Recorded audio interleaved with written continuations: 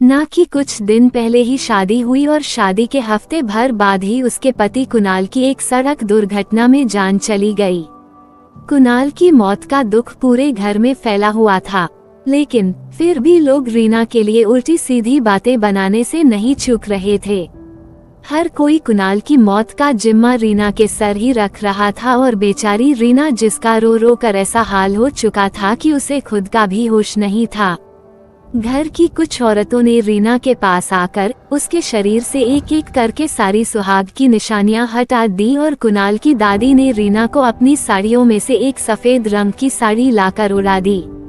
तभी किसी ने कहा कि अब जब कुणाल ही नहीं रहा तो रीना के इन लंबे बालों का क्या मतलब।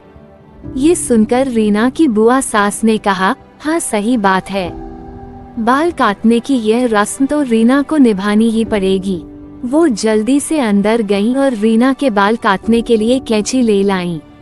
बुआ सास उस कैंची से जैसे ही रीना के बाल काटने को हुई कि तभी रीना की सास ने बुआ जी का हाथ पकड़ लिया। क्या कर रही हो दीदी, इस बेचारी बच्ची के बाल क्यों काट रही हो। रीना की सास ने रीना के सिर पर बड़े प्यार से हाथ फेरते हुए कहा। तो बुआ जी बोली, अरे ये तो परमात्मा है, पति के मरने के बाद पत्नी को बाल काटने ही पड़ते हैं। सब औरतों के कटते हैं, फिर इस रीना के भी कटेंगे ना। बुआ सास रीना के बाल काटने के लिए पूरी तरह तैयार थी, पर वहीं रीना की सास को अपनी बहू का दर्द साफ दिख रहा था। नहीं, मेरी रीना बाल नहीं कटवाएगी। रही परंपराओं की बात, तो कुछ परंपराएं अगर गलत हो तो उन्हें बदल देना चाहिए। हर इल्जाम और हर परंपरा सिर्फ औरतें ही क्यों सहें।